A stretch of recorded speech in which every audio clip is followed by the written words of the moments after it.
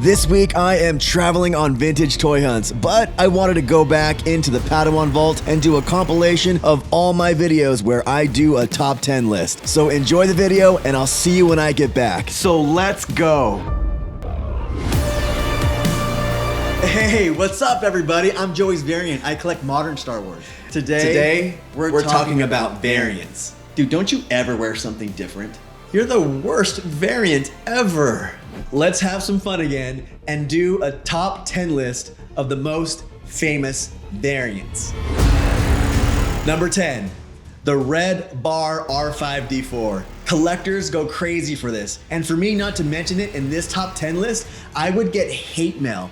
But the small variation in this little guy is the small red bar found to the right of his front interface. And this one is highly desired among collectors. Number 9, the Bosk with his toxic limbs. Now there are different shades of Bosk, such as the orange Bosk, but his toxic limb version makes this one stand out. And people do focuses on Bosk, and this one is a crown jewel in many collectors' focuses. Number 8, the Jawa. Now we already mentioned the vinyl cape Jawa as being our grail, and then there's the more mass-produced cloth cape Jawa. But there is also a third version of the cloth cape made from Lily Letty that has a removable hood. Number 7, the many versions of the Stormtrooper. From country of origin stamps to torso mold, helmet differences, and no peg holes, if you wanted to army build with the many variations that this figure was made of, it would be an army that Palpatine would be proud of. Number 6, the blue Snaggletooth. It was a mistake by Kenner, who was given a black and white photo to make a production run of them and made the blue Snaggletooth for the Sears exclusive Cantina set. But the actual character was half the size and red. Number 5, the Hollow Tusk Sand People. This is another well sought out variant, and like the name says, some of the tusks on the face were hollow, while others were solid. Number 4, Yoda. Now the two main variants for Yoda are with the brown snake and the darker skin, and the Yoda with the orange snake and the lighter skin. But when you count how many different variations there are in this figure alone, with eyes, canes, coats, and more skin color variations, then you could go down another collecting rabbit hole that can last a lifetime longer than this 900-year-old Jedi. Number 3, the many versions of the Leia Bespin. Now, we just picked up this figure a few episodes ago, and if you're trying to collect them all, you'll be going down a journey that may last a lifetime, as this one, like the Farm Boy Luke, has variations in her hair color, paint variation, cape variations, and feature variations. Number 2 is one that we've mentioned, all of the double telescoping lightsaber figures. But it has to be on this top list because finding these loose or mint on card are some people's holy grails, and for good reason. Now these are some of the most attainable grails if you can find one, because they are out there.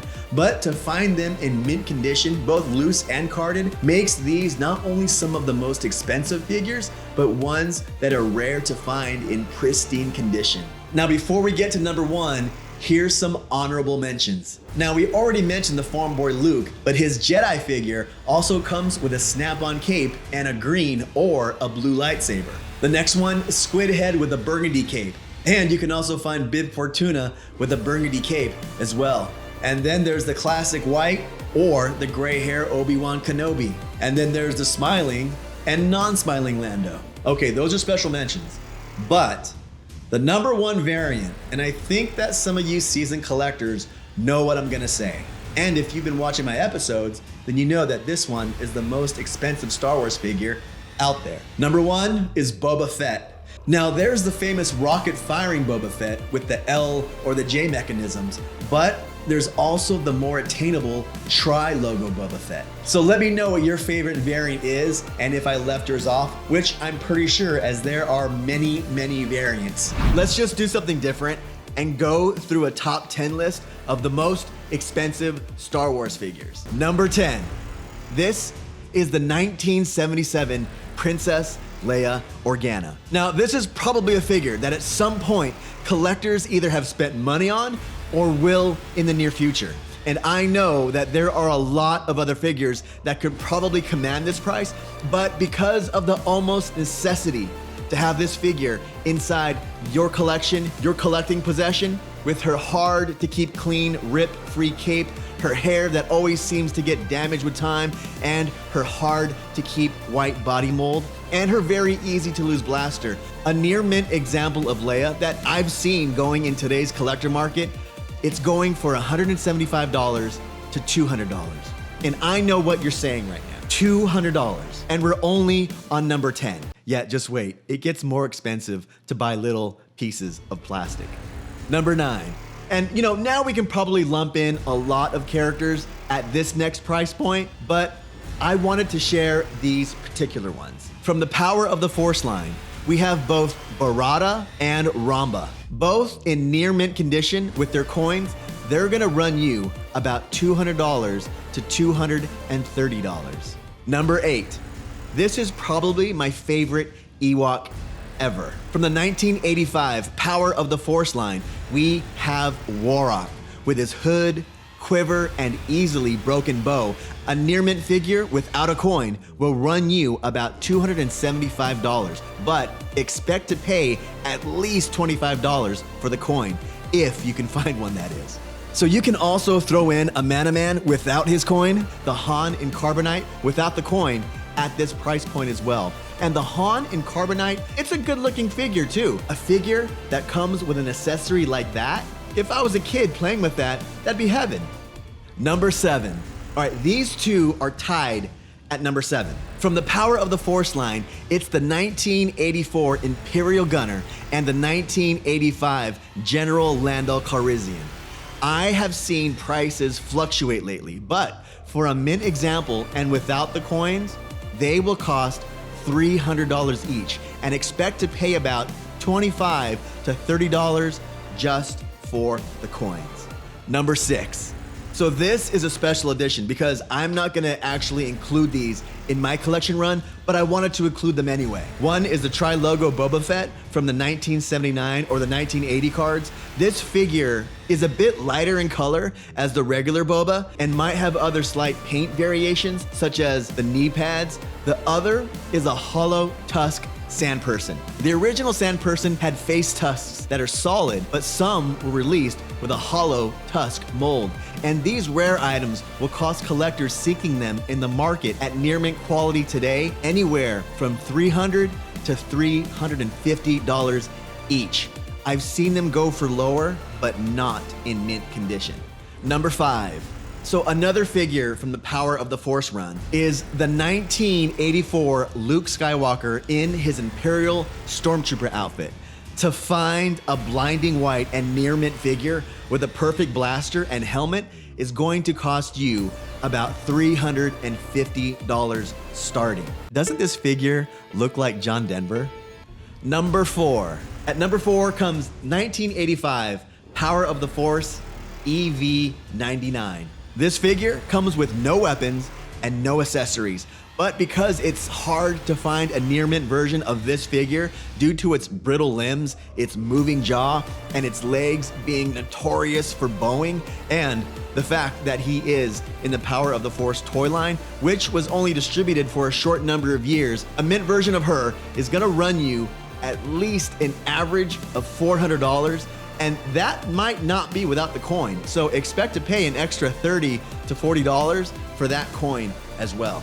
Number 3, 1984 Power of the Force R2-D2 with pop-up saber. If you can find a near mint example of this little guy in perfect working condition with his collector's coin and a flawless lightsaber that pops out of his dome, it's gonna run you an easy price of $575. Although I have seen prices as low as $350 for a good figure with no coin.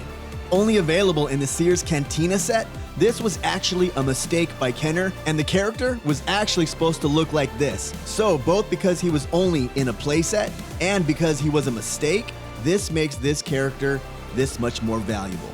Number 2, 1985, Power of the Force Yak Face. If you live in Canada and the UK, this piece might be a little bit less expensive, but because they were never distributed in the US, prices for this have gone for ranges between $550 and $750 for figures in excellent condition and with the collector's coin. And at number 1, the 1977 vinyl cape Jawa. When Kenner first began making these figures, they made with a vinyl cape. So people in the sales and marketing department at Kenner thought that parents wouldn't see the value in a small figure costing the same as a regular size figure. So when the first run came out, it came with a vinyl cape. That only lasted about a year, and then they switched over to the cloth cape, and it was like that ever since. Starting price for a low graded figure from sellers would be at least around $1,000 to start, but I've seen really poor examples of one on eBay selling for $2,000 at a starting price. But this price on this figure, it always fluctuates. And that is my top 10 most expensive figures. So let's have some fun and do a top 10 list of the rarest Star Wars collecting items in history. Number 10, Vlix action figure mint-on card. Rumored to be the rarest commercially released Star Wars figure, Vlix was from the 1985 animated show Star Wars Droids: The Adventures of R2 and C-3PO. The second series of figures was never released in the US, but the company Glasslight did release Vlix in Brazil. The toy is an odd bit of Star Wars merchandising lore, and because of its high $60,000 price tag, that's why it makes it as number 10 on this list. Number 9, the Lego chrome-painted C-3PO. Kenner isn't the only company that produced Star Wars items that became incredibly rare. To celebrate the 30th anniversary of Star Wars in 2007, Lego released 10,000 gold chrome-plated C-3PO minifigs and added them to playsets and sealed them in a white bag. Finding one of these protocol droids can fetch up to $1,200. There's also 5 solid gold Lego 3POs out there, going for upwards of $10,000. Number 8, Star Wars #1 comic, the 35-cent variant. Back in 1977, comics were 30 cents an issue, but Marvel, with pressure from Lucasfilm, wanted to test out a 35-cent price increase in 3 markets. There's not a lot of these suckers floating around, so if you have one, know that the price has jumped from the 35 cents to a cool $15,000. Number 7, Blue Snaggletooth in Box Cantina playset. The Blue Snaggletooth is one of the more well-known Star Wars collectibles, and not the hardest to find. But to grab this figure sealed inside the rare Sears exclusive playset made in 1978 is very rare to find, especially in mint condition. Estimates are well above the $4,000 range to buy. Number 6, Lego Millennium Falcon. When it was released in 2007, it costs a whopping $500 to buy, and with 5,100 pieces, it was a big release. If you can find one in the box, it can cost up to $16,000. Without the box, it would still go for $2,000.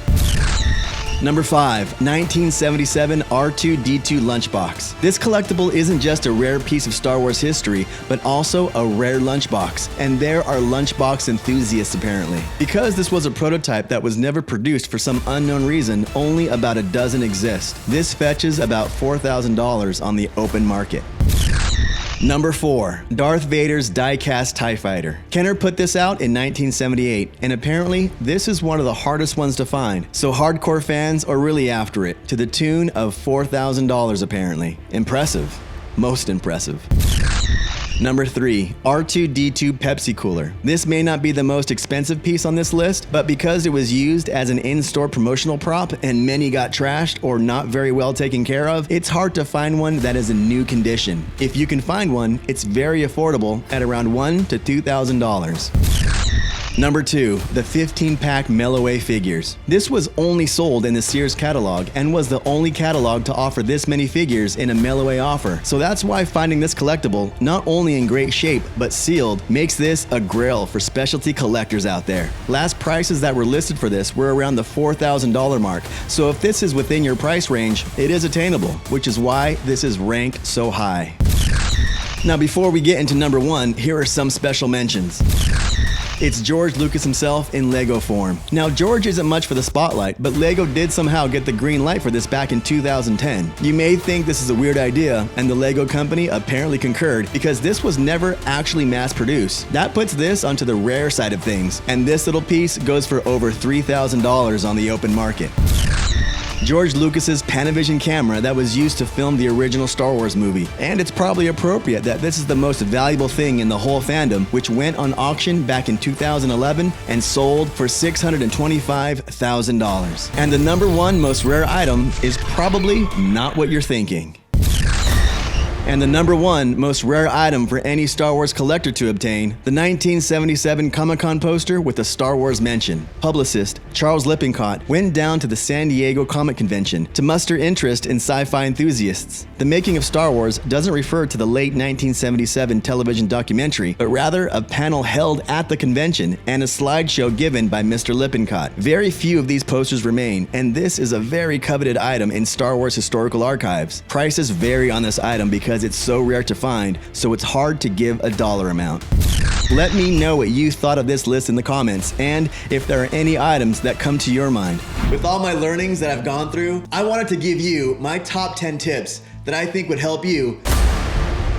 Number 1, do the research before you buy. Know all the ins and outs of the figure, vehicle, or playset that you want to buy. For example, if you buy a playset and want it as mint as possible, but you forgot to research what stickers came with it, then you buy it, then you see a video of a YouTuber or a friend that has stickers that you don't have on it, and then you do the research that, yeah, it's supposed to have those stickers on it. Well, you're gonna overpay if you don't do the research beforehand. Hey, I went through it with my Max Rebo band when I didn't know that if Droopy has a silver flute, you need a black mic, and if he has a black flute, you need silver mics. It's true. Research it, or just watch my past episode. Number 2, buy complete, not piece by piece. In most cases, when you buy the accessories apart from the figures, you may pay more when it all adds up. Take the Leia Endor in her battle gear. She comes with a belt, cloak, gun, and a helmet. Pricing all these out separately might make you more money as a seller, but to buy all of them piece by piece, it's gonna cost you more than just buying the complete figure. So try to buy complete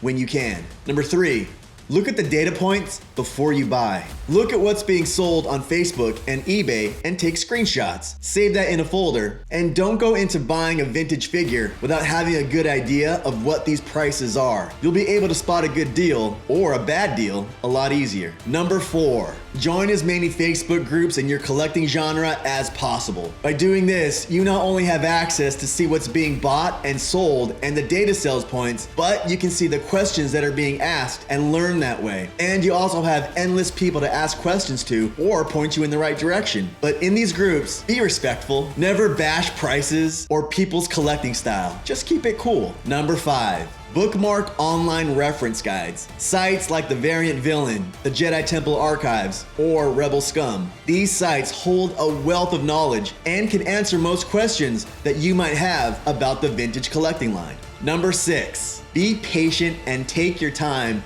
when looking for a figure. Make sure you've done the research and never make an impulse buy, especially if you feel uncomfortable about the price or the figure in question. There's always gonna be another one for sale at a better price or better quality. Number 7, focus your collection, and you can do this at any stage of your collecting journey. If you're brand new, cool. Take a few days or a few weeks to decide what focus that you want. I spent a few weeks watching YouTube, combing through the Facebook sites, combing through reference sites, and building a spreadsheet that really helped me focus my collection to run the 96 figures and variants that I wanted. You don't want to start buying anything and everything. Well, why? Well, because of my next tip. Number 8, set a monthly budget for yourself. Doesn't matter what you collect. Know how much you can spend or how much money that you've set aside, maybe for a yearly total of what you can spend on your collection. Plain and simple, just be financially responsible when it comes to spending on your collection. Don't sacrifice things in life that need to get paid first. Trust me, I've seen it happen with other collectors. Don't be that person. Be responsible, set a budget,